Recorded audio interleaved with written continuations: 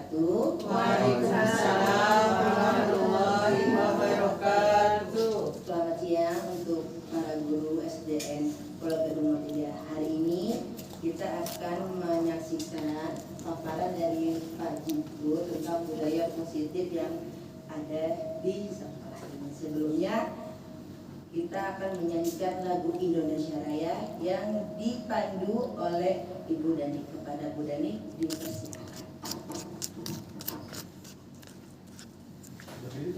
Berdiri, Hadirin berdiri. silakan. Ayo.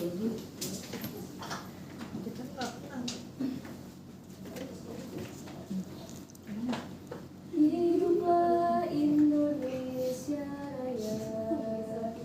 Indonesia tanah airku, tanah tumpah darahku. Di sanalah aku berdiri, jadi pandu ibuku.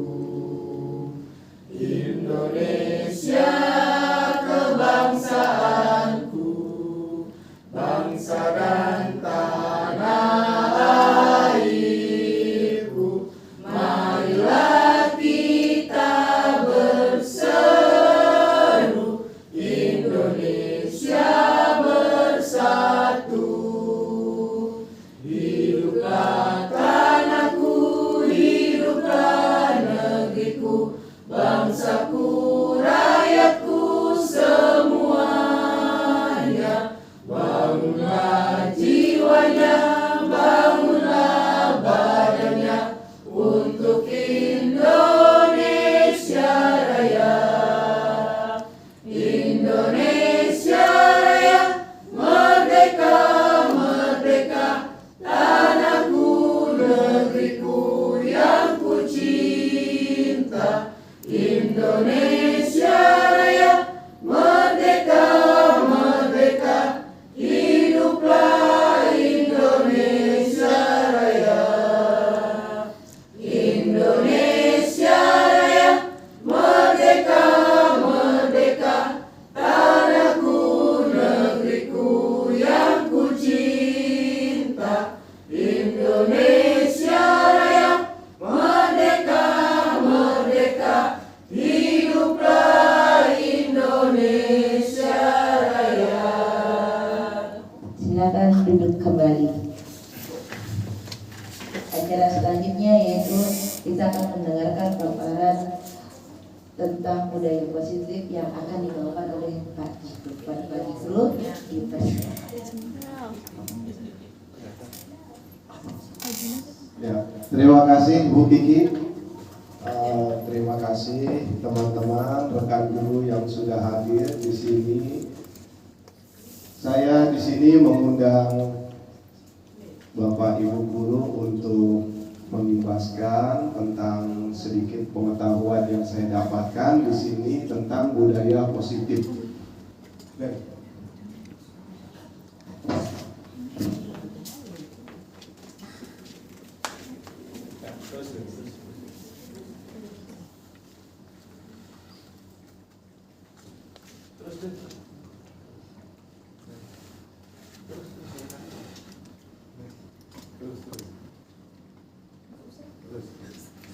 Nah, ini. Nanti di sini kita pertanyaan dulu ya. Ada pertanyaan pemantik. Apakah Bapak Ibu setuju adanya hukuman dapat mendisiplinkan anak? Tidak setuju. Setuju? Ada yang setuju dan ada yang tidak ya? Ada yang setuju, ada yang tidak. Yang kedua, pemberian hukuman dengan hal positif seperti membaca atau membersihkan halaman sekolah dapat meningkatkan disiplin anak? Tidak. Setuju atau tidak? Tidak setuju. Tidak setuju? Setuju atau tidak? Tidak ya. Yang terakhir, ketiga ini memberi penghargaan dapat meningkatkan motivasi belajar anak? Setuju ya. Nah, nanti setelah ini kita akan mencoba menjawab pertanyaan tiga ini.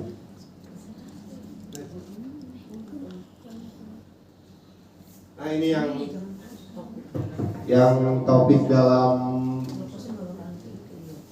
diskusi kali ini yang pertama disiplin positif dan nilai-nilai kebajikan, ada teori motivasi, lalu keyakinan kelas, kebutuhan dasar manusia, restitusi, segitiga restitusi. Mudah-mudahan setelah kita diskusi hari ini, mudah-mudahan ada yang didapatkan sama Bapak Ibu ya.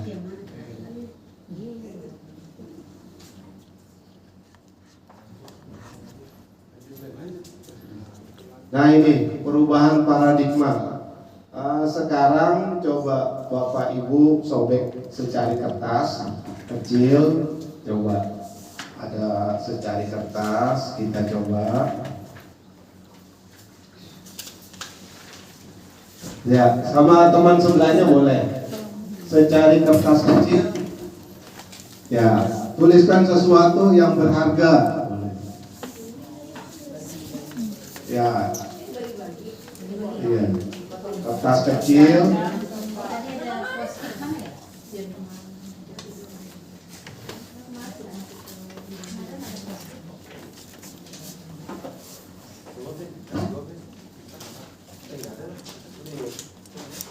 Ya, ini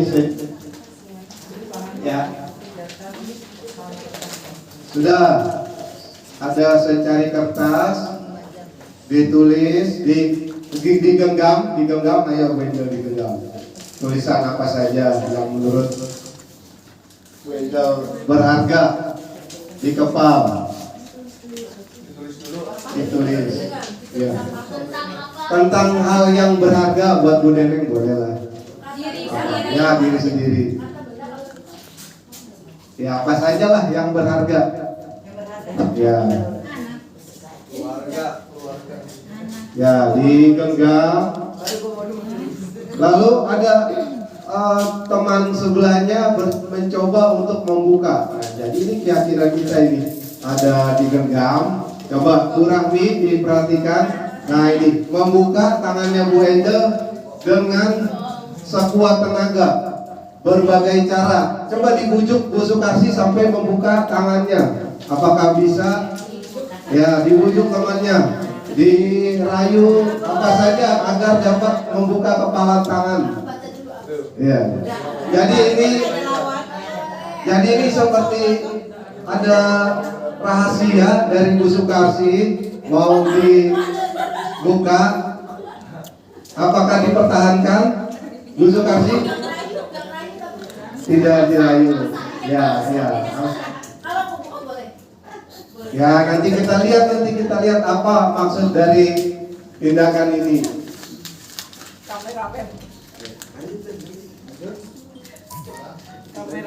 Nah ini ilusi guru dapat mengontrol murid. Jadi kita paradigma guru dapat mengontrol murid itu adalah salah ya Bapak Ibu ya.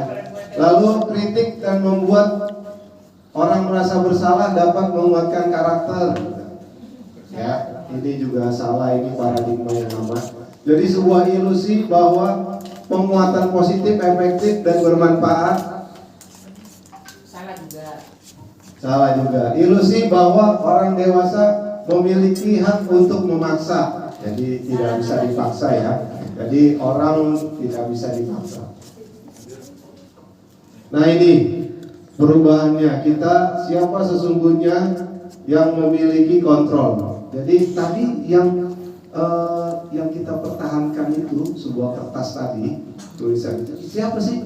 Diri kita atau orang lain yang bisa mengontrol kita? Kalau kita punya sesuatu keyakinan yang kita miliki, sebenarnya siapa sih dulu yang bisa mengontrol itu, diri kita atau orang lain? Jadi ya betul, diri kita sendiri.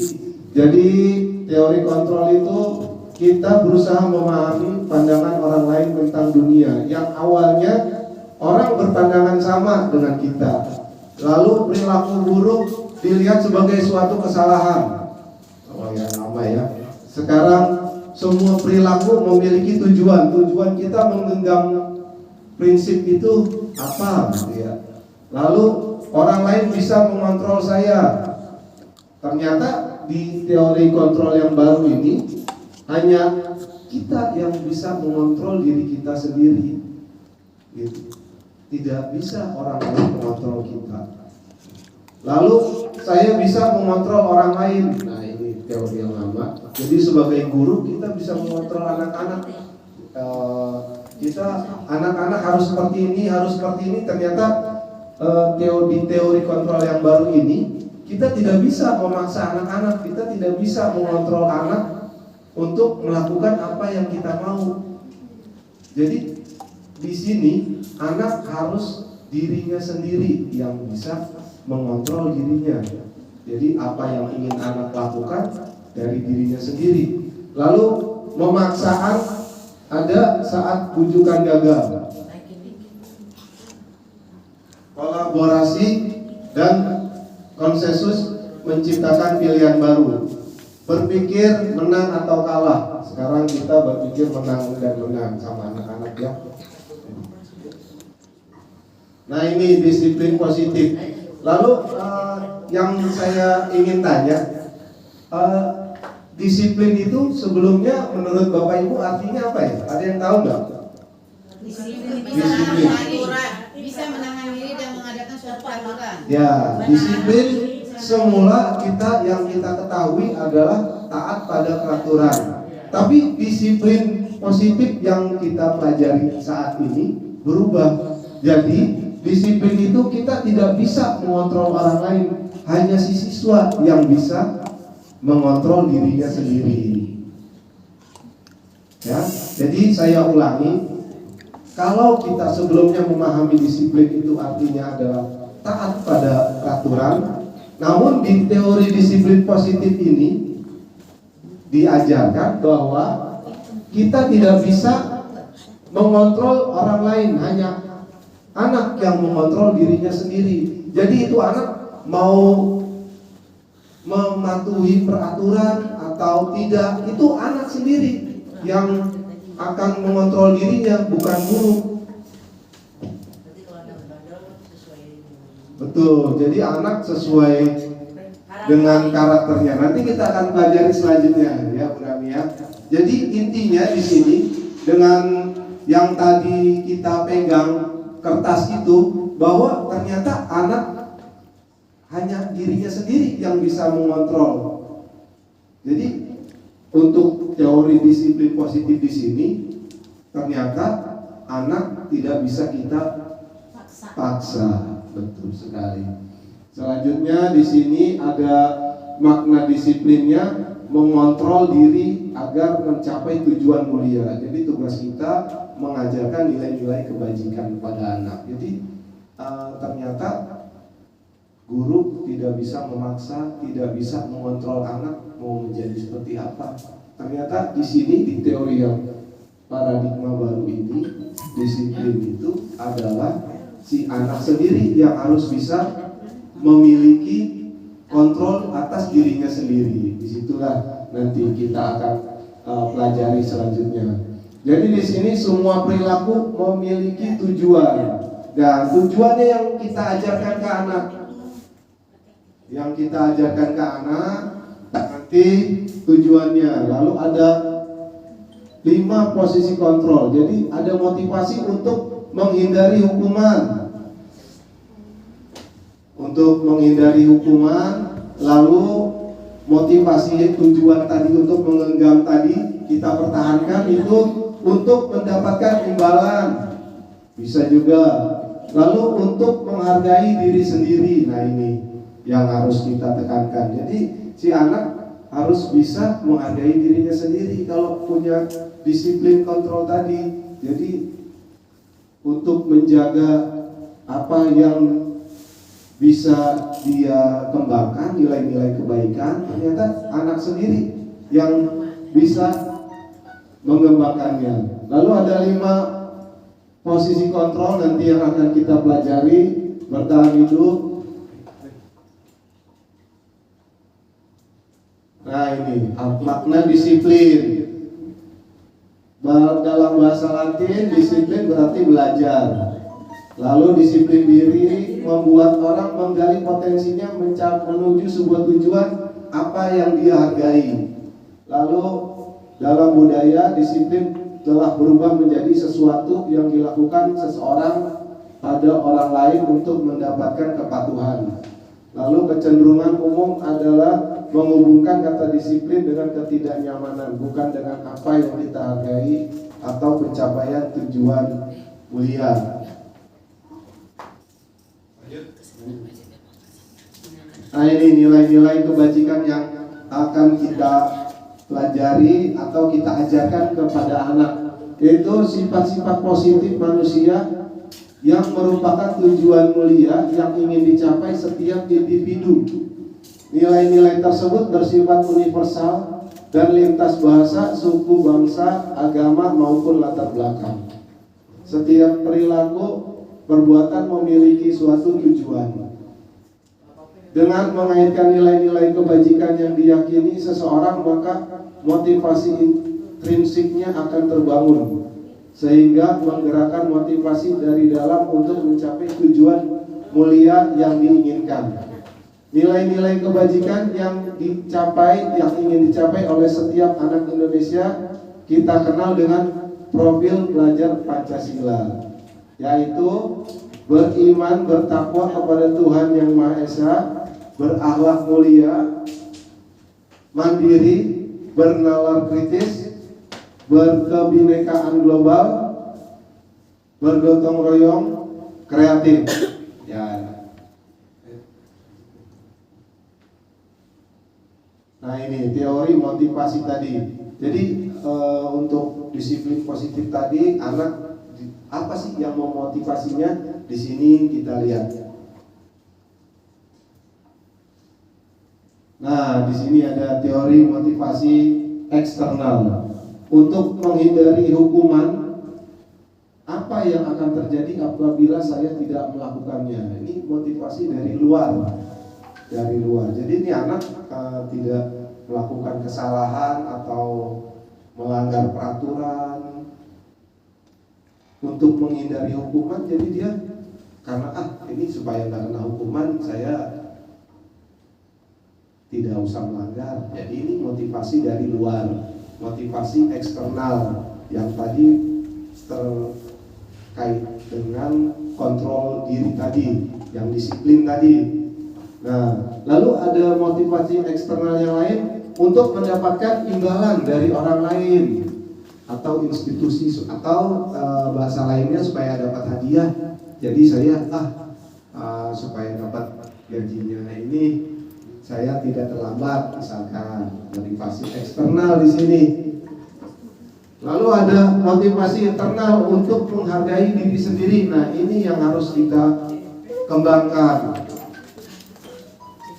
Saya akan menjadi orang seperti apa bila saya melakukannya. Ini anak apabila terus-menerus melakukan kesalahan, kira-kira akan menjadi apa dia? Untuk motivasi dirinya tadi, mengontrol diri dalam positif, disiplin positif tadi. Nah, ini untuk merdeka menurut Ki Dewantara artinya tidak hanya terlepas dari perintah, akan tetapi juga cakap memerintah diri sendiri. Nah, ini restitusi. Selanjutnya ada restitusi adalah proses menciptakan kondisi bagi murid untuk memperbaiki kesalahan mereka, sehingga mereka bisa kembali pada kelompok mereka dengan karakter yang lebih kuat. Jadi dari tadi yang ada keyakinan kelas, kesepakatan kelas yang dibuat, ketika murid melakukan kesalahan, apa sih restitusi itu yang kita bisa lakukan kepada siswa? Proses kolaborasi yang mengajarkan murid untuk mencari solusi untuk masalah sendiri. Jadi ada masalah, mereka bisa menyelesaikannya sendiri dan membantu murid berpikir tentang orang seperti apa yang ingin dia capai dan bagaimana mereka harus memperlakukan orang lain. Jadi dari disiplin positif yang tadi, bagaimana kita nanti restitusi apabila siswa melanggar atau melakukan nilai-nilai yang negatif, kita bisa melakukan restitusi ini. Apa nanti kita akan pelajari selanjutnya lagi.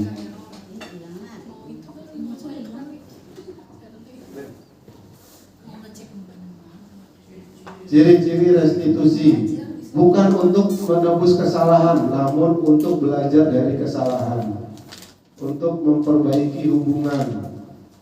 Tawaran bukan paksaan. Restitusi menuntun untuk melihat ke dalam diri, untuk mencari kebutuhan dasar yang mendasari tindakan. Restitusi diri adalah cara yang paling baik. Restitusi fokus pada karakter, bukan tindakan. Restitusi fokus pada solusi. Restitusi mengembalikan murid yang berbuat salah pada kelompoknya. Jadi nanti apabila si siswa murid kita melakukan kesalahan, kita bisa melakukan restitusi. Nah ini selanjutnya keyakinan kelas. Yang sebelumnya kita buat adalah peraturan kelas. Namun sekarang di Merdeka Belajar sekarang konsepnya menjadi keyakinan kelas, ya. Jadi setelah kita meyakini disiplin tadi adalah mengontrol diri sendiri, namun sekarang akhirnya kita buat keyakinan. Jadi kita bersama-sama dengan anak membuat keyakinan bahwa apa yang dia pegang teguh harus dia tanamkan dalam dirinya. Jadi dia bisa mengontrol dirinya agar tidak melanggar keyakinan kelas. Karena ini kita buat keyakinan kelasnya bersama-sama dengan anak. Nanti ada contoh saya. Mengapa kita memiliki peraturan harus menggunakan helm bila mengendarai kendaraan roda 2? Mengapa kita memiliki peraturan 3M, menggunakan masker, mencuci tangan, dan menjaga jarak? Mengapa kita memiliki peraturan harus datang tepat pada waktunya pada saat mengikuti pelatihan? Untuk mendukung motivasi intrinsik, kembali kepada nilai-nilai keyakinan lebih menggerakkan seseorang dibandingkan mengikuti serangkaian peraturan. Jadi teori yang baru ini yang awalnya dari peraturan supaya orang mengikuti peraturan, dari teori yang baru disiplin positif ini, bagaimana kita memotivasi dari diri sendiri, mengontrol diri untuk nilai-nilai keyakinan, menjaga keyakinan tadi, menjaga kertas tadi agar tetap kita pegang teguh supaya kita tidak melanggar keyakinan yang kita yakini. Itu.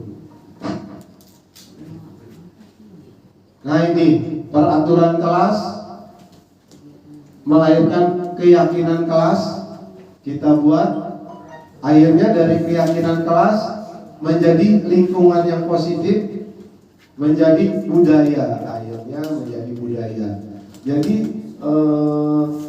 yang di awal tadi disiplin, yang kata kuncinya tadi yang awalnya taat pada peraturan, namun di teori yang disiplin positif saat ini anak harus bisa mengontrol dirinya sendiri.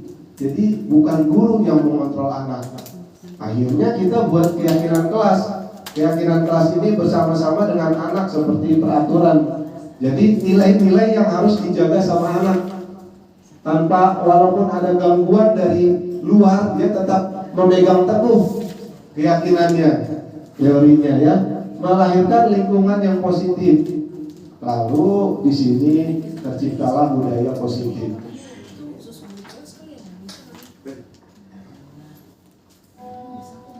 Nah ini kesepakatan kelas. Ini bukan kesepakatan kelas, ini contoh keyakinan kelas yang di sebelahnya, ya, sebelah kanan dan sebelah kiri tetap kesepakatan kelas. Kalau dulu kesepakatan kelas itu atau tata tertib kelas, datang tepat waktu, mengucapkan salam, menjaga kebersihan sekolah, berdoa sebelum dan sesudah kegiatan, aktif dalam pembelajaran, tertib. Nah, ini yang tadinya kita jalani, yang dulu tata tertib akhirnya jadi kesepakatan kelas. Kalau sekarang menjadi keyakinan kelas. Keyakinan kelas ini kita buat bersama-sama dengan murid. Jadi kami guru dan murid yang saling menyayangi. Jadi kata-katanya berubah. Jadi itu mengontrol diri. Jadi siswa bisa memegang teguh nilai-nilai yang tadi. Nilai-nilai disiplin positif tadi, nilai-nilainya dijaga sama dia. Kami murid yang semangat belajar. Nah, ini semangat, ada tanda kuningnya semangat. Itu nilai positif, nilai kebajikannya yang dijaga oleh siswa tadi. Kalau dulu kesepakatan kelas, kalau untuk teori perubahan paradigma baru ini menjadi kesepakatan kelas. Yang selanjutnya, lalu ada kami murid yang peduli dengan teman-teman. Jadi kami murid yang peduli dengan teman-teman. Kalau dulu kesepakatan kelasnya mungkin menjaga kebersihan kelas, tidak. Tapi ini karena siswa yang membuatnya sendiri, jadi nilai-nilai ini harus dijaga sama si siswanya sendiri. Jadi kami murid yang peduli dengan teman-teman. Walaupun ada gangguan dari orang lain, dari mana-mana, dia tetap memegang teguh nilai peduli dengan teman-temannya ini. Begitu dari teori yang terbaru ini. Nah, ini kegiatan keyakinan kelas, hormat, bekerja, diterima dan dimiliki, hormat.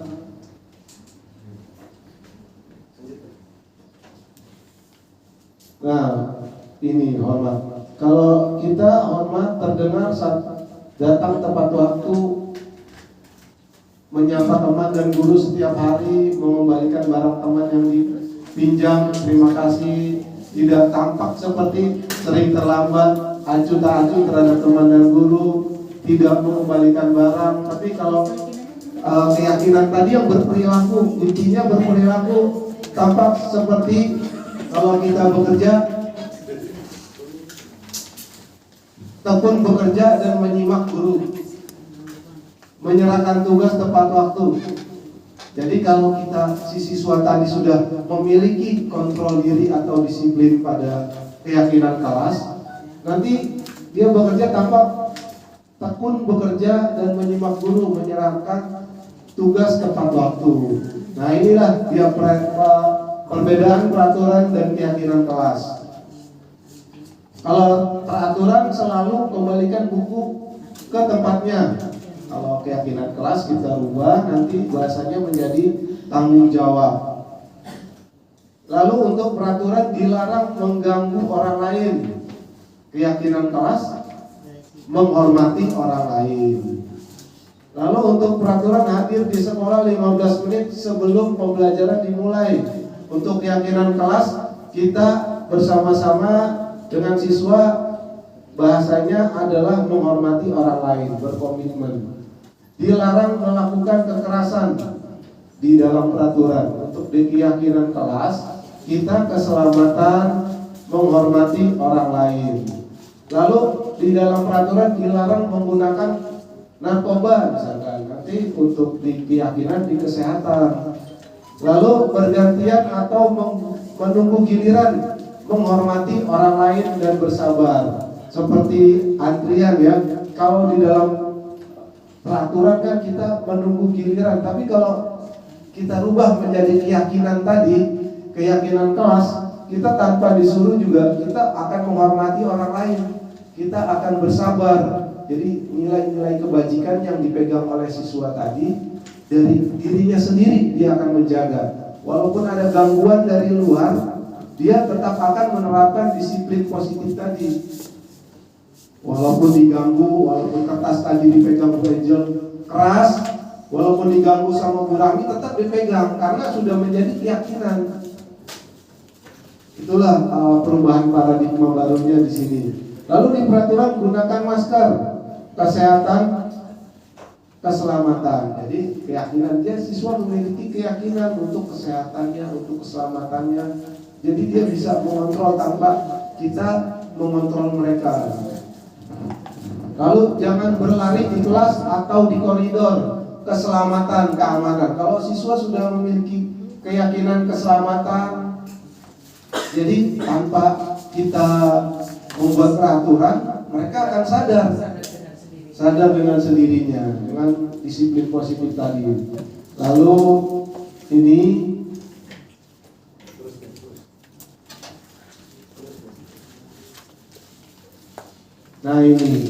ada tindakan guru, hukuman atau konsekuensi. Mencatat 100 kali di dalam buku kalimat saya tidak akan terlambat lagi karena terlambat ke sekolah.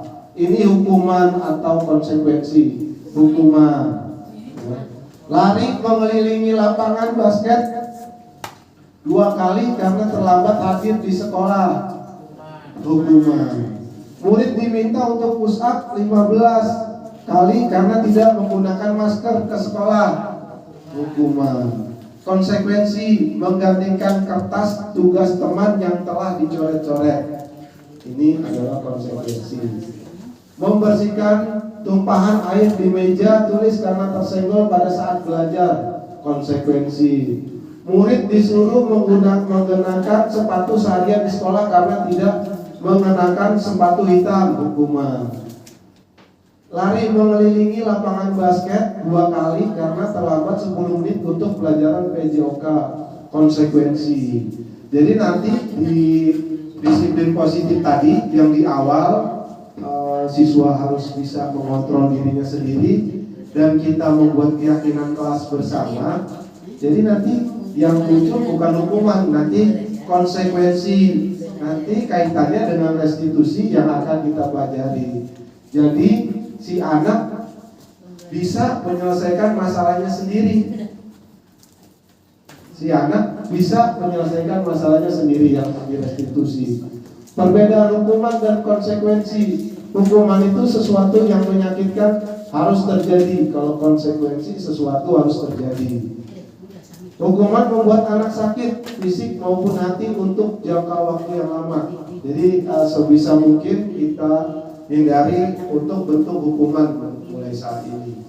Untuk konsekuensi membuat anak merasa tidak nyaman dalam jangka waktu pendek. Hukuman anak membenci kedisiplinan. Untuk konsekuensinya anak menghargai disiplin. Lalu hukuman ada paksaan. Kalau konsekuensi stimulus tanggapan. Untuk hukuman mendorong anak menyakiti diri sendiri. Kalau konsekuensi mendorong anak agar mudah menyesuaikan diri. Kalau hukuman konsep diri yang buruk, konsekuensi konsep diri yang baik. Lalu hukuman anak belajar untuk menyembunyikan kesalahan. Nah ini konsekuensi anak belajar untuk mematuhi peraturan yang tadi, keyakinan tadi. Lalu hukuman itu berakibat marah, rasa bersalah, dipermalukan, merasa tak dihargai.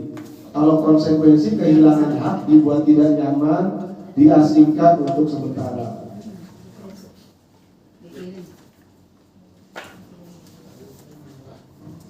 Nah ini nanti kita akan disiplin tadi, keyakinan kelas, kita akan mempelajari restitusi dan 5 posisi kontrol. Ayo lanjut.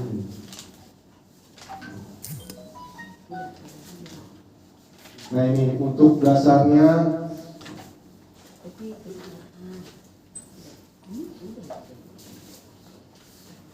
kebutuhan dasar manusia. Jadi motivasi dalam dirinya.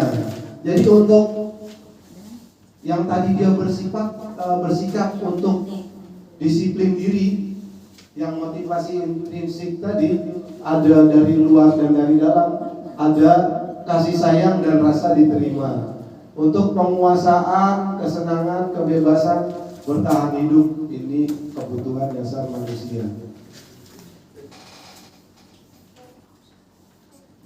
Nah ini 5 posisi kontrol, motivasi,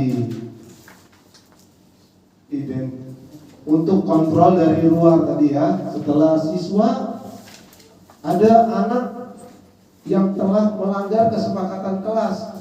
Nah, di sini ada 5 posisi kontrol, yaitu penghukum, ada penghukum di sini, ada pembuat orang merasa bersalah, ada teman, pemantau, manajer. Nanti kita lihat, kita biasa berada di posisi yang mana ini? Ada guru, misalkan ada seorang siswa dia telah melanggar sebuah keyakinan kelasnya, peraturan. Kalau guru penghukum itu dia berbuat menghardik, menunjuk-nunjuk, menyakiti, menyindir. Kalau untuk guru penghukum, lalu dia akan berkata, kalau kamu tidak melakukannya, awas ya, rasakan. Hasilnya nanti anak akan memberontak, menyalahkan orang lain, dan berbohong. Lalu kaitannya dengan dunia berkualitas, murid meletakkan guru di luar dunia berkualitas. Lalu ini ada membuat orang merasa bersalah. Dia akan guru berbuat berceramah, mengatakan seharusnya ibu kecewa gitu. Jadi misalkan si anak murid kita Anissa tidak mengerjakan tugas, kalau guru yang membuat merasa bersalah, dia akan berbisik kepada Anissa, ibu kecewa sama kamu nak. Nah ini nanti bagaimana ini? Kamu seharusnya tahu ibu lelah ngajarin kamu, ibu stres gitu. Nanti bagaimana nih hasilnya? Menyembunyikan, menyangkal, berbohong. Nanti murid guru di dalam dunia berkualitas. Murid berkata, maafkan saya bu. Ya, kalau ini tipe membuat orang merasa bersalah. Jadi ini anak kita buat dirinya jadi merasa bersalah, merasa takut, dia merasa bersalah. Lalu nanti dampak pada muridnya, dia akan merasa rendah diri. Lalu yang ketiga, teman membuat alasan-alasan untuk muridmu. Jadi ketika muridnya membuat kesalahan tadi, yang ketiga ini posisinya seorang guru akan berposisi kontrolnya sebagai teman. Biasanya dia akan berkata, ayolah lakukan ibu. Nah, masa kamu tidak mau? Gitu. Kalau dia memposisikan dirinya sebagai teman ketika si siswa berbuat salah tadi. Lalu masa kamu ingat tidak ibu perintah bantu ya pokoknya si guru memposisikannya sebagai teman ya. Lalu untuk hasilnya nanti si murid akan ketergantungan atau lalu murid biasanya berkata, saya pikir bapak ibu teman saya, ternyata begitu. Jadi ini posisinya si guru sebagai teman atau setelah penghukumnya. Nanti hasilnya dampak pada muridnya, murid lemah, tidak mandiri dan tergantung. Lalu pemantau, nah ini guru menghitung dan mengukur. Guru berkata apa peraturannya, namanya pemantau ya, dia hanya memantau saja. Jadi 5 posisinya ini dari penghukum, membuat orang merasa bersalah, teman, dan pemantau. Hasilnya menyesuaikan diri bila diawasi. Jadi kalau ada gurunya, baru dia agak takut. Iya. Lalu di sini murid biasanya berkata, berapa banyak bintang yang harus saya peroleh, berapa halaman yang harus saya tulis. Kalau ini sebagai pemantau, dampaknya menitik beratkan pada hadiah untuk dirinya. Lalu yang terakhir ini posisi manajer. Kalau bisa guru-guru di posisi manajer nanti kalau kita lihat. Di sini mengajukan pertanyaan di restitusi tadi ya. Apa yang kita yakini? Nah, jadi si siswa setelah kita bersama-sama membuat keyakinan kelas tadi, ketika siswa itu telah berbuat kesalahan atau melanggar keyakinan kelas yang dibuat tadi, kita seorang manajer harus bisa membuat si siswa menyelesaikan masalahnya sendiri. Ya, nanti kita lihat contohnya. Misalkan apa yang kita yakini, apa yang bisa kau kerjakan untuk memperbaiki masalah ini. Jadi misalkan sepatunya berbeda. Si anak ini ke sekolah sepatunya harusnya hitam, tapi dia datang pakai sepatu putih. Nah, mungkin dia kelupaan atau bagaimana. Jadi si guru ini harus bisa apa dia membuat posisinya sebagai penghukum atau membuat orang merasa bersalah, ya, atau sebagai teman, atau sebagai pemantau, atau sebagai seorang manajer. Nah, kalau untuk seorang manajer nanti kita akan pelajari lagi yang bernama restitusi tadi, yang sehingga si anak ini bisa menyelesaikan masalahnya sendiri. Gitu. Jadi si guru hanya membantu bagaimana si anak bisa menyelesaikan masalahnya dan kembali ke kelompoknya dengan bahagia, dengan kembali dengan karakter yang lebih kuat. Begitu.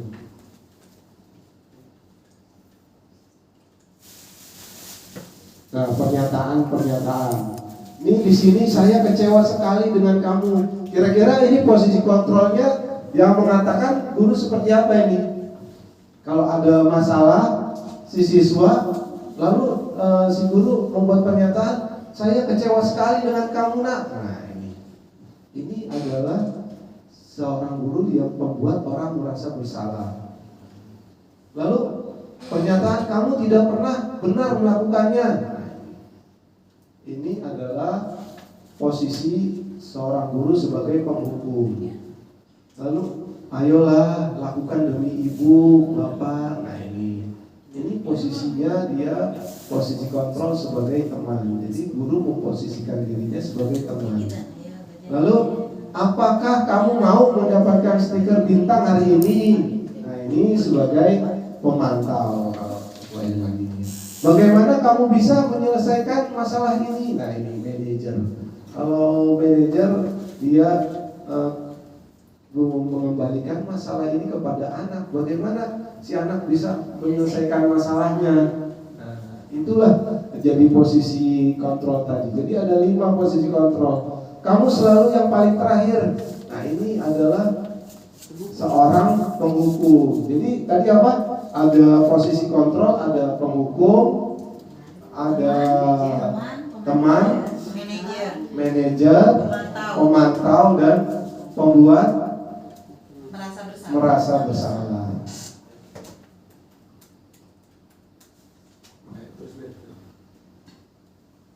Nah, ini segitiga restitusi. Nah, jadi untuk sebagai manajer kita di sini ada segitiga restitusi. Yang pertama menstabilkan identitas.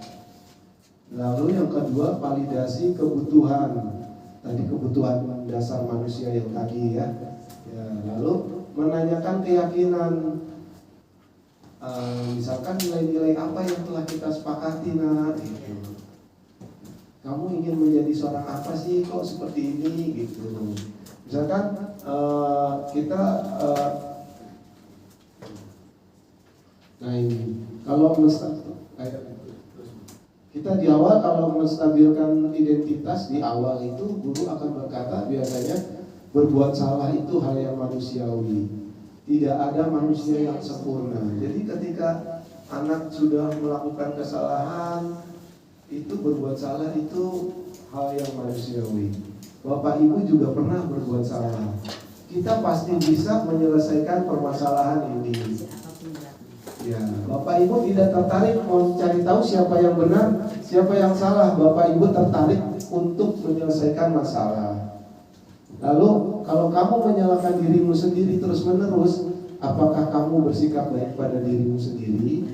Nah, ini tahapan yang pertama.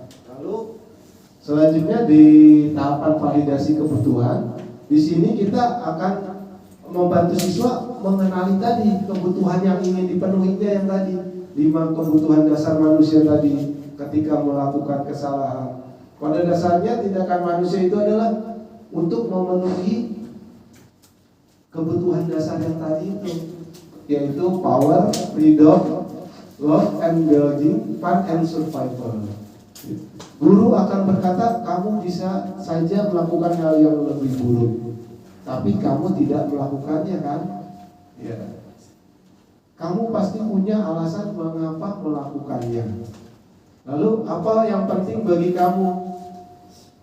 Kamu boleh tetap berusaha menjaga sikap itu, tapi tambahkan sikap yang lain yang baru. Maukah kamu belajar cara lain untuk mendapat cara yang kamu butuhkan tanpa harus memukul? Misalkan ada teman yang memukul, ya, mengapa sih? Maukah kamu belajar cara lain untuk mendapat yang kamu butuhkan tanpa harus memukul? Dia biasanya kalau di kelas minjem ini nggak dikasih, tapi dia mukul, marah. Ya bagaimana kita menanyakannya? Apakah kamu bisa melakukan dengan lebih baik lagi esok hari? Nah, yang terakhir menanyakan keyakinan. Yang keyakinan yang tadi kita pahami di awal, setelah kita membuat keyakinan, kita menanyakan kembali kepada si anak keyakinannya. Anak melihat kesalahannya dihubungkan dengan norma sosial dan nilai-nilai yang mendasari manusia dengan orang lain.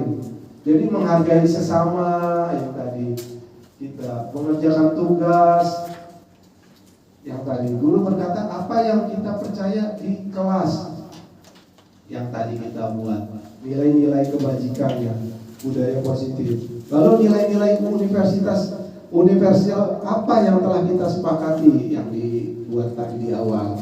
Kelas yang ideal itu seperti apa sih? Kalau di kelas misalkan anak ini lari-larian, misalkan suka mengganggu, lalu kita coba bertanya, kelas yang ideal itu seperti apa?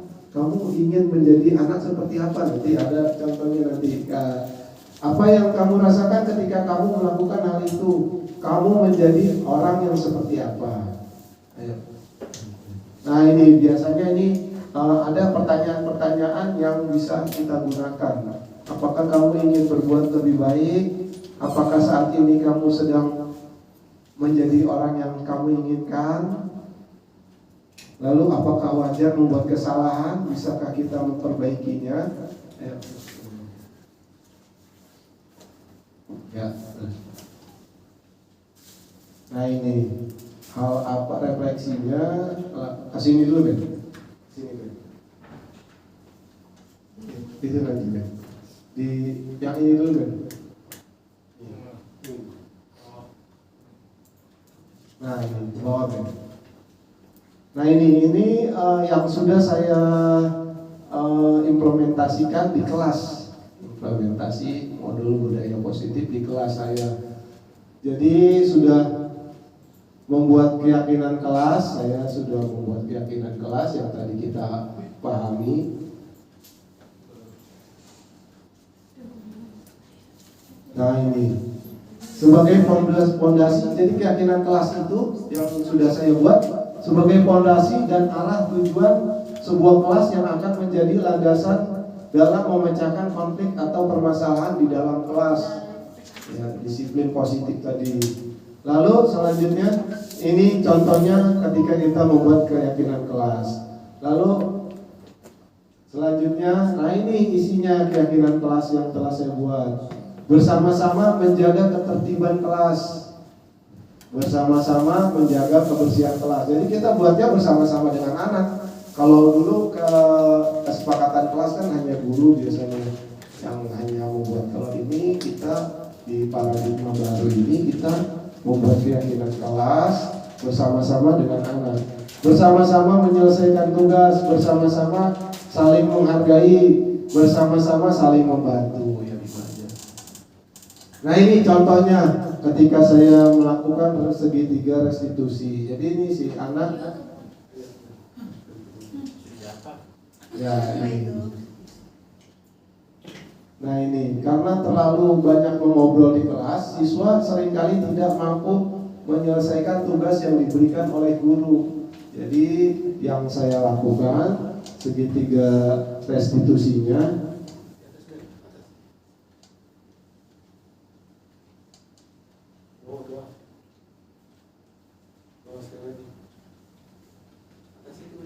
Ya ini. Yang pertama saya tanyakan, apakah tugas kamu hari ini?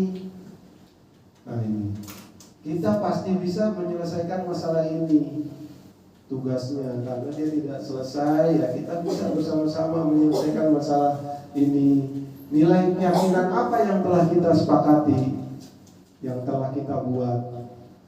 Lalu kamu ingin menjadi apa? Rata-rata yang ketiga tadi yang saya tanya, tiga-tiganya jawab mau jadi TNI katanya. Nah, kamu kalau jadi TNI harus bisa menyelesaikan tugas.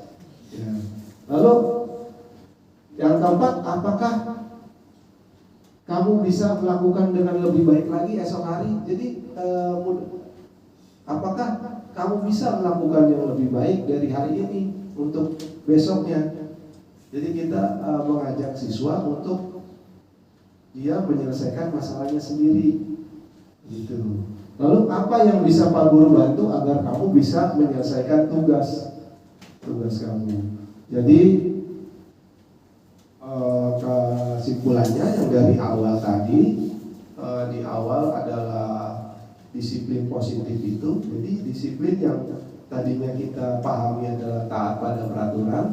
Untuk yang sekarang paradigma baru itu, disiplin itu bagaimana si siswa ini mengontrol dirinya sendiri. Karena yang bisa mengontrol dirinya itu adalah dirinya sendiri, bukan orang lain. Jadi bukan guru lagi yang mengontrol murid. Jadi si siswanya yang harus mengontrol dirinya sendiri. Nah, dari itu yang kita buat keyakinan kelas, bagaimana ini keyakinan kelasnya bisa dijalani oleh siswa, yang keyakinannya yang bisa dia pertahankan. Yang tadi memegang kertas ya, Bu, harus kuat kita memegang keyakinannya di kelas. Bagaimana kita harus mengerjakan tugas kita, karena yang bisa bertindak itu hanya si siswanya yang bisa mengontrol. Ternyata bukan dari si guru yang mengontrol anak, ternyata siswa yang mengontrol dirinya sendiri untuk di paradigma baru ini. Ayo. Nah ini untuk visi guru, visi mewujudkan budaya literasi guna membentuk siswa yang cerdas, terampil, dan bermulia. Nah ini budaya literasinya, ada jadwal kunjungan, membaca 15 menit sebelum pelajaran, mengenalkan buku cerita, mengajak siswa untuk menceritakan kembali isi bacaan sesuai kalimatnya. Lalu di sini sudah selesai dari saya. Mungkin ada yang ingin bertanya. Nanti kalau ini saya tidak bisa menjawab, kita jawab bersama-sama. Mungkin ada pertanyaan dari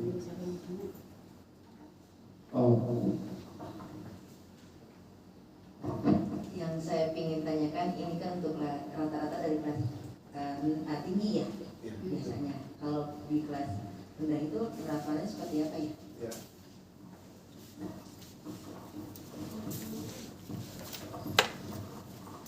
Nah ini Bu Kiki bertanya, penerapannya kalau di kelas rendah seperti apa? Nah ini sebetulnya saya juga sudah membuat video. Di video itu yang tugas saya juga, saya katakan di situ, kalau seperti ini, sepertinya hanya kelas tinggi yang bisa untuk menerapkannya. Kalau untuk di kelas rendah kita kayaknya agak sulit ya. Bagaimana? Mungkin begini, mungkin mau menambahkan. Iya, membantu menjawab. Kebetulan saya menerapkan di kelas rendah, kelas 2 yang baru memasuki kelas 2 itu kan sebelumnya kelas 1 ya. Mereka mengetahui contohnya penerapan keyakinan kelas. Mereka itu meyakini dan tahu apa yang harus mereka lakukan yang baik dan buruknya. Jadi saya menjelaskan dulu bahwa keyakinan apa sih, kelas yang seperti apa sih yang pengen kita ciptakan, seperti itu. Jadi kita tanya dulu nih anak-anak tuh mau kelas yang seperti apa. Setelah dia bilang, Bu pengennya kelasnya yang nyaman Bu, terus kelasnya bersih Bu. Ya, setelah mereka menyebutkan apa yang mereka mau, terus kita tanya lagi, lalu kalau misalnya kelasnya mau nyaman, kita harus seperti apa? Bu, jangan ada yang jalan-jalan. Oke, berarti kita bikin kesepakatan menciptakan kelas yang tertib seperti itu. Jadi apa sih, kita gali dulu apa sih yang mereka mau gitu dari kelas itu. Jadi kan celetukan mereka itu kan biasanya kalau di kelas rendah itu bener ya gitu, sesuai dengan kenyataan. Jadi kita yang membuat bahasa yang baik, tapi dengan misalnya mereka, Bu, kalau kelasnya kotor kan gak enak. Berarti apa nih bahasa yang harus kita perbaiki? Berarti bertanggung jawab melaksanakan tugas piket gitu, atau bersama-sama menjaga kebersihan seperti itu. Itu di keyakinan kelas ya. Terus kemudian yang segitiga restitusi yang sudah saya laksanakan itu ketika anak tidak mengerjakan tugas dengan baik atau tidak mengumpulkan tugas tidak tepat waktu gitu kan, kita panggil anak tersebut. Kenapa? Kita tanya dulu, identifikasi, menstabilkan identifikasi. Kenapa? Apakah benar kamu tidak melakukan hal tersebut gitu, atau benarkah kamu tidak mengumpulkan tugas? Kenapa? Apa alasannya? Itu pasti anak itu punya alasan. Terus kita perkuat bahwa yang dia lakukan itu bukanlah benar-benar kesalahan seperti itu, tapi bisa pasti ada alasannya seperti itu. Terus kemudian setelah itu kita mengadakan validasi bahwa setiap kesalahan yang sudah kita buat itu pasti bisa kita perbaiki. Itu apa sih solusi? Kita kembalikan lagi dengan permasalahan yang sekarang kamu hadapi, apa sih solusinya kira-kira yang bisa memperbaiki dirimu sendiri gitu. Jadi kita tidak memberikan kamu itu harus seperti ini nak, kalau misalnya kamu gak mengerjakan tugas tepat waktu, kamu gak punya nilai kamu kurang seperti ini gitu. Tapi kita tidak, bagaimana solusi yang kamu punya, kita berikan solusi, kita tanyakan solusinya. Misalnya dia bilang, Bu, saya nggak ngerjain tugas karena main terus Bu, gitu kan alasannya. Berarti solusi apa nih biar kamu tugasnya selesai, gitu kan? Tadi kan kamu bilang kamu main terus kalau di rumah. Oh iya Bu, saya mengurangi waktu saya main. Nah, gitu kan dia punya solusi sendiri. Terus saya akan mencatat setiap tugas itu ada tugas apa saja di buku seperti itu. Jadi kita berikan anak itu stimulus untuk menyelesaikan masalahnya sendiri gitu. Seperti itu.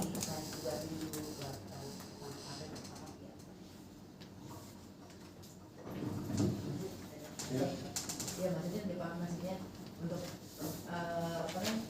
penerapan ini berarti untuk kelas rendah itu yang saya tangkap dimulai mungkin kelas 2 ya. Kalau kelas 1 itu masih transisi dari TK ke SD, jadi dia belum mengerti apa itu hukuman, apa itu ini gitu. Yang penting dia sesuai dengan keinginan dia apa yang mau dilakuin gitu. Cuman saya rasa ini penerapannya mulai dari kelas 2 untuk bisa.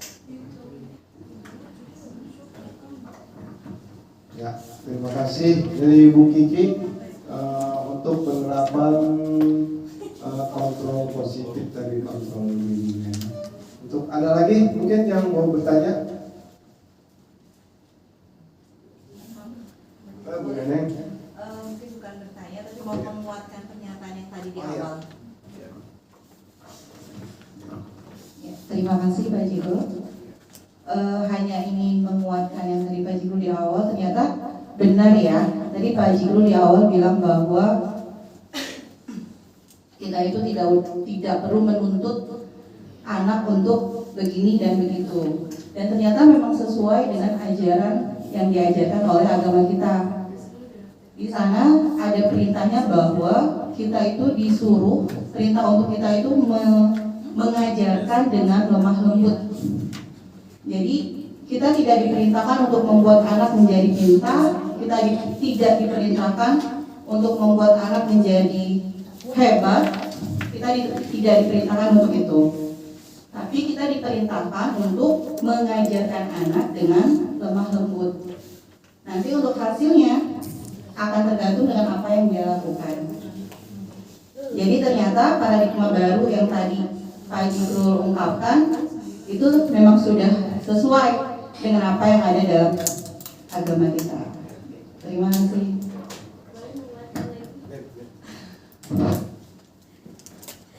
Tadi sesuai agama ya, kalau saya menguatkannya sesuai dengan yang sudah kita pelajari ya Pak Jikru, yaitu filosofi Ki Hajar Dewantara, yaitu pendidikan itu bukan mengajar, tapi menuntun anak sesuai dengan kodratnya, kodrat alam dan kodrat zamannya, seperti itu. Anak itu kan kodrat alamnya memang seperti kertas putih yang bukan untuk kita coret-coret gitu, tapi untuk kita bimbing mereka yang mencoret sendiri, seperti itu.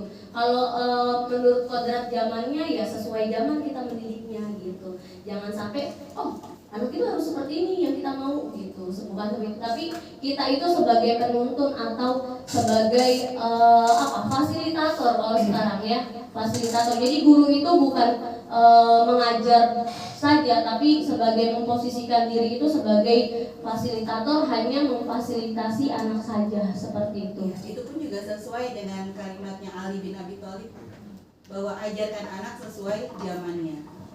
Ada juga. Ya, terima kasih Bu Neneng, sesuai Ali bin Abi Dunia Thalib. dan akhirat. Dunia dan akhirat. Mungkin Bapak mau menyampaikan sedikit. Saya bangga dengan pertemuan-pertemuan seperti ini. Ke depan agenda akan lanjut ya. Jadi kita bertemunya yang kita bicarakan itu pendidikan ya. Jadi saya ngomong jadi mati ya. Jadi yang kita obrol itu kalau guru nggak jauh dari pendidikan. Ya, ini kita refleksi Bapak Ibu. Setahun kemarin kita itu ngajar sudah benar atau tidak? Tanyakan ke anak juga. Kita kadang-kadang merasa benar aja, guru kadang-kadang ingat pasal 1, guru tidak pernah salah. Pasal 2, kalau salah kembali ke pasal 1. Jangan dulu Pak. Jadi coba nih awal ini kan tahun ajaran baru nih, awal nih, tanyakan ke anak-anak ya. Harapan anak-anak kalau punya guru yang seperti apa. Saya kadang-kadang gini, refleksinya bukan hanya yang kita ngajar. Ingat waktu kita SD juga saya dijewer sama guru, dulu mah yang jawab ini. Itu ingat sampai sekarang Bapak Ibu. Saya ditoyok. Itu coba kalau saya hitung sudah 40 tahun yang lalu. Sudah lebih 40 tahun yang lalu. Bu Monik ada yang ingat nggak? Pak, saya dulu nggak bisa baca. Nih ada karet gelang sedikit. Waktu SD. SD Pak, pada saat coba coklit dulu. Ini Monika tidak bisa membaca gitu. Nah itu kalau Bu Monik itu kalau dihitung sudah 45 tahun yang lalu ya. Waktu SD ya, kurang lebih 45 tahun yang lalu. Itu masih membekas di pikiran kita, di pikiran murid. Saat itu kan kita murid ya, jadi perilaku kita itu yang dulu dilakukan oleh guru kita sampai sekarang ingat. Bahkan ada guru yang tidak adil pun ingat. Saya juga dulu ingat waktu SD kelas 4, gurunya kok seperti itu ya, nilai saya rendah. Padahal saya juga saat itu juara 1 terus tuh. Ini jadi ingat nih. Oh ternyata dia benar saja saat ini. Makanya kita keadilan terhadap anak itu harus betul Bu. Ini akan diingat terus. Kalau ini kok seperti ini, sama lokatnya sampai berpuluh-puluh tahun. Kalau SMP mungkin sudah besar ya. Ingat saya ya. Coba kita ingat memori 2-30 tahun yang lalu. Ini membekas. Nah untuk itu Bapak Ibu jangan terlalu lama. Biar ada refleksi, ada perbaikan. Setiap ini dievaluasi. Apa yang kira-kira kita ngajar suka dinilai, anak yang nilai. Jujur, gak usah dikasih nama ininya. Kalau dikasih nama nanti nggak objektif. Saya kadang-kadang masuk juga ke kelas. Nah, gimana Bu gurunya? Baik nggak? Baik Pak. Tanya lagi terus tanya. Jadi akan muncul dari anak-anak. Anak kan apa adanya tuh. Kalau kita galak, ya akan bekas juga. Ini tadi Dari awal saya dengerin Pak Ju, saya perlu pasang 2 telinga Pak. Pasang 2 telinga, saya serius pasang ini.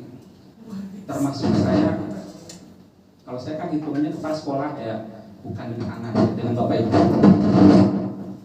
Saya dengan Bapak Ibu guru, apakah saya juga seperti itu ya? Makanya saya tadi terkadang seringnya juga sebagai teman. Kenapa saya di sini Bapak Ibu? Saya sendiri di sini. Di sana jarang memposisikan guru-guru teman saya. Saya tidak mau saya dari kepala sekolah eksklusif sendiri sana. Bisa saja guru-guru segan, bukan segan, takut kali gitu ya. Tapi saya enggak, justru saya pagi-pagi datangnya ke sini, absen sini, ini sebagai teman kali gitu. Jadi dan pertemuan ini nggak akan ada kalau gurunya pernah jangankan dipanggil teman gitu ya, dipanggil kepala sekolah, dipanggil pengawas pun mau rapat nggak ada yang datang. Itu saking keselnya sama kepala sekolah. Keselnya nggak tahu kesel di belakang gitu ya. Tapi nggak pernah ada solusi penyelesaian gitu. Ini tanpa ada saya dan hampir tiap hari Bapak Ibu. Saya nggak tahu juga mau ada pertemuan ini. Akhirnya ya saya ucapkan terima kasih ya. Berarti kekompakan di Sekolah Program 3 memang luar biasa. Saya apresiasi ya. Program 3 tanpa ada kepala sekolah, saya tidak sanggup kalau nungguin di sini terus. Ya, dari pagi sini terus. Paling siang jam 9, jam 8, 9 saya udah ke sebelah tadi jam 11:30 ya. Jumatan ya udah kembali ke sini. Jadi kalau nungguin terus, memonitor terus masuk tiap hari ke kelas-kelas, saya nggak sanggup juga. Ya. Hanya sekilas saya percaya 100%. Dan kepala sekolah harus percaya juga ke guru-gurunya. Dan Bapak Ibu guru juga sama, harus percaya 100% karena anak-anak itu punya potensi masing-masing. Ya. Tadi kita bukan untuk minterin untuk apa anak pinter. Saya lebih ke ini malah ke yang penting itu kemandirian. Ya. Jadi kalau anak sudah mandiri, belajar pun akan belajar sendiri. Jadi nanti akan otomatis itu ngikut yang lainnya ngikutin. Keterampilannya, belajarnya akan kalau udah mandiri, yang lainnya akan ngikutin. Pintar akan ngikutin. Dan titip satu yang paling ini, yuk kita nyontohin anak-anak yang bagus-bagus, nanti akan kenangnya lama. Berikan kenangan yang untuk anak itu suatu saat, oh ini guru ini baik banget nih gitu. Jadi terima kasih suatu saat dia sudah sukses pun akan nyari kita tuh. Ya, jadi jangan sampai kita kasar ke anak-anak ya. Anak-anak itu kan memang belum ngerti, kasar itu karena belum tahu lah gitu ya, belum paham ya. Anak-anak kadang-kadang datangnya dari keluarga kan berbeda-beda nih lingkungan kita. Ada yang di rumahnya kasar, ngomong binatang ya, di sini kita kasarin lagi ya, samanya kita ya dikasih tahu.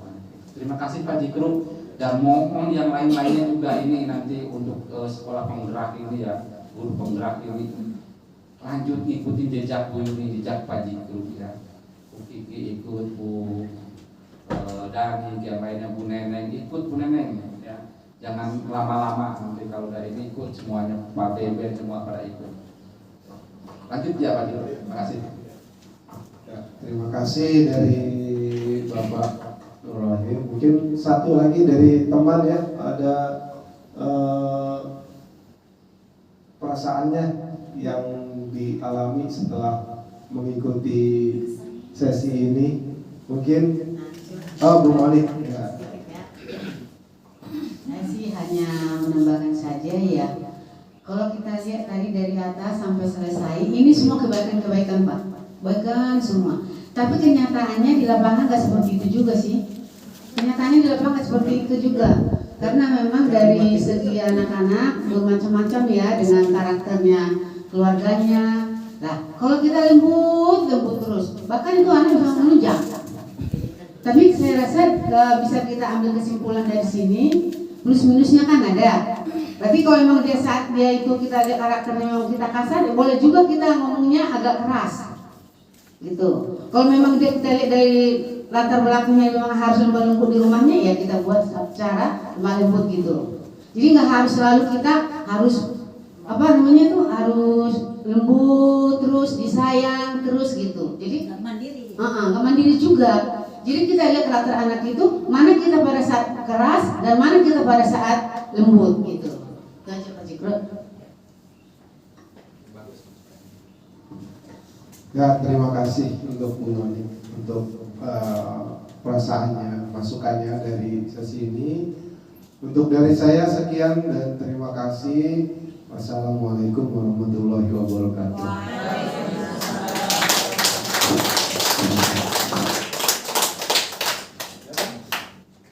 Bapak Ibu, terima kasih Pak Jitu ya.